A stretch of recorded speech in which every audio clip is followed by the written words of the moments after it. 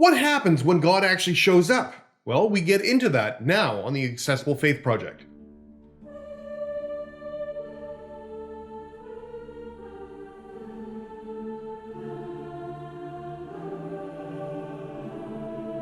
Hi there, I'm John, and welcome to the Accessible Faith Project. If you're new here and looking for insights into the Bible, faith and history, and ways that engage your brain, then please hit subscribe and that little bell icon so you can receive a notification every time I upload a new video.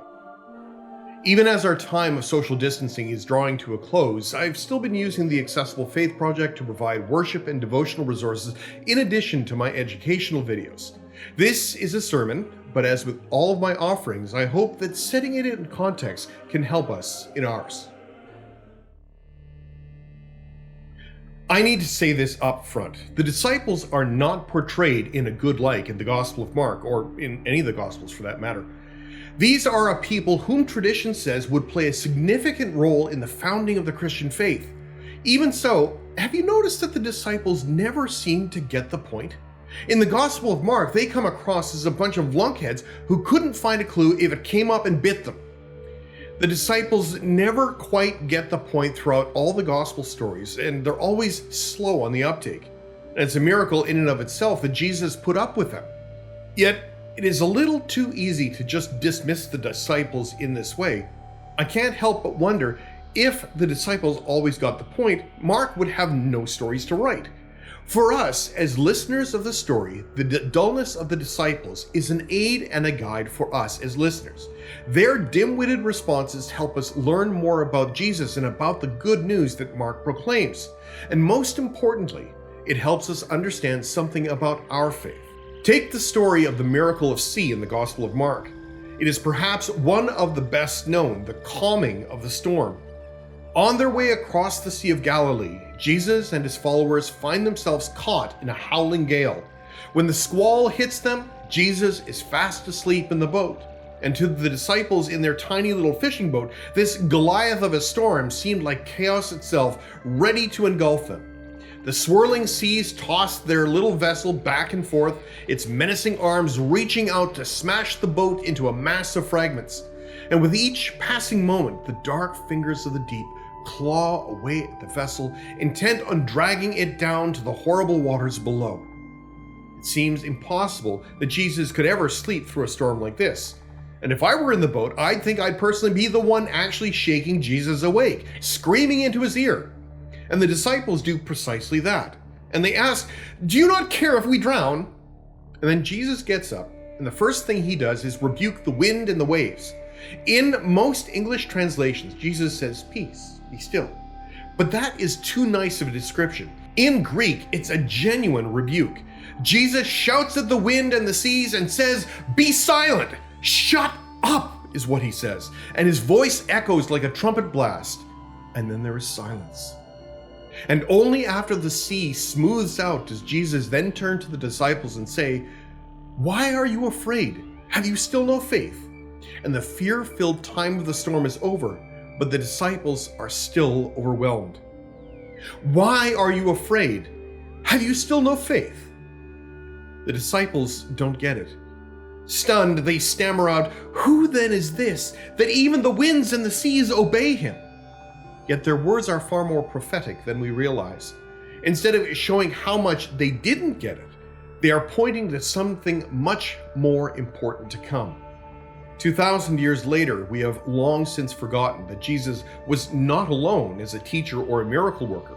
In the time that Jesus lived, there were many other famous teachers. There were many powerful miracle workers, and there were many who were both. Mark's challenge in the writing of the gospel was to draw out those threads that distinguished Jesus as being more than simply a miracle worker, or a healer, or a teacher. And why was that? Because for the early church, it was far too easy for a critic to say, "So this guy Jesus was a miracle worker and a teacher. So what? There's lots of them around. What's so special about him?" Instead, Mark points to something more. And this is the question that is asked. Who then is this, that even the winds and the seas obey him? And while the disciples say the phrase, it is meant for us as the listeners and the readers to hear. and it leaves us flapping in the breeze, calling us to think for ourselves. Who then is this, that even the winds and the seas obey him? And when we encounter Jesus this early in the gospel, Mark isn't quite ready to answer that. So instead, the invitation becomes stick around and find out. But like a great storyteller, Mark gives us a clue. Who then is this? Then even the winds and the seas obey him. As listeners, we begin to think. Anyone familiar with Hebrew scripture knows the stories where God controls the winds and the seas. Here's a short list. Genesis chapter 1, where God calms and divides the chaotic waters of creation. The parting of the Red Sea in Exodus, granting freedom to Moses and the slaves of Egypt. We know the story of Jonah in the boat, fleeing from God's call to go to Nineveh. If there was one thing the Israelites feared more than anything else, it was the terrible, foreboding deep of the sea. They were mountain people who preferred to have solid rock firmly beneath their feet. Even so, these ancient stories reminded people that God's power is not limited to land, but extends over all of creation, over the very things that they fear the most, including the chaotic realm of the oceans and seas. Who then is this, that even the winds and the seas obey him? It's not a question, it's a hint, and a very big one. While the Gospels describe Jesus as a miracle worker and a teacher, everything points to Easter. We cannot fully understand Jesus until after the resurrection. But as Mark tells the story, he keeps dropping hints to encourage us to keep listening, to keep following. But even though there are these rather harsh words from Jesus as well. When Jesus says, "Why are you afraid? Have you still no faith?" Notice Jesus doesn't say, "Why were you afraid?" He asks them in the moment, "Why are you afraid?" In much the same way as the disciples ask each other the question, Jesus asks as much more for us as it is for them. As we only understand who Jesus is after the resurrection, then we have the benefit of knowing. We have the benefit of hindsight. We already know, and if we already know, this question punches through history and lands in our lap. Why are you afraid? Why are we afraid? Part of the disciples' exclamation is realization. They briefly understand precisely who their teacher is. It's a brief glimpse, but a terrifying one. We are terrified when we realize that God sits up and takes notice, and that God does care whether we live or die. Remember that question that the disciples scream at Jesus during the storm? "Do you not care if we drown?" It was actually entirely rhetorical. Yet the storm stops and Jesus turns to them and says, "Yes, I do care. Now what are you going to do about it?" When the disciples stammer out that question at the end of the story, they realize they are in the presence of the living God, and they are so filled with awe that they may have thought about leaping out of the boat and swimming away as fast as they could. Being in the presence of God can shake us to our core. And the question is, what happens when we discover that God pays attention to us? What happens when God shows up?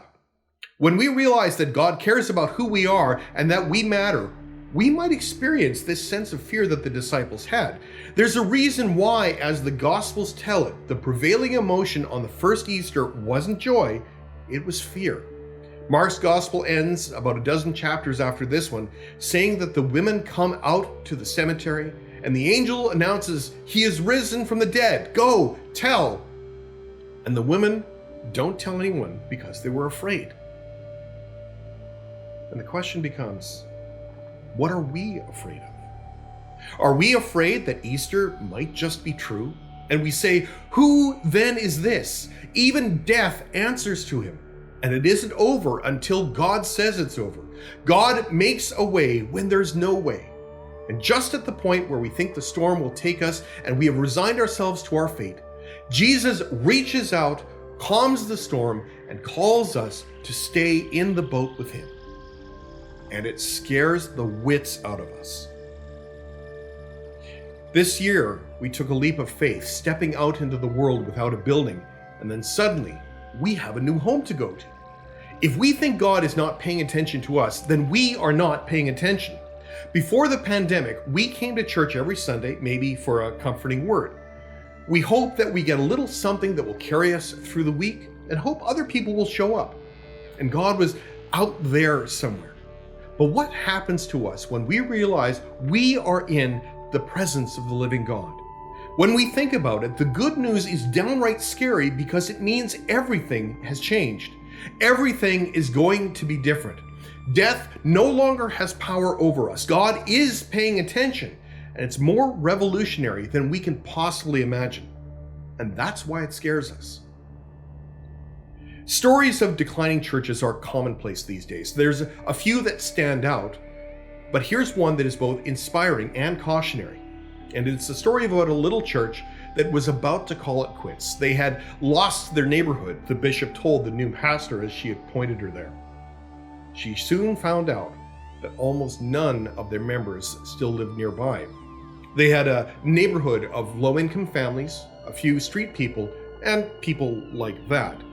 So get this, at the pastor's urging, the church opened its doors to their neighborhood, and some of the members began a soup kitchen for the poor, quickly finding that they were serving nearly 50 meals every weekday at noon. And then a healthcare cooperative asked for space and took up residence in some of the church's unused Sunday school rooms, and they became a health clinic for the poor. But now on Sundays, that once declining, mostly empty church is nearly half full of people. The congregation experienced resurrection, and people from 6-7 blocks away attended this little church that does so much for the neighborhood. And yet, as inspiring as this story is, the trouble was many of their best longtime members just could not take it. They were all prepared for their last days as a church, and then, wonder of wonders, God paid attention. God gave them a new mission and a new reason for living. And it scared them to death. What happens when God shows up? And our question is, are we ready to stay on the boat? Amen.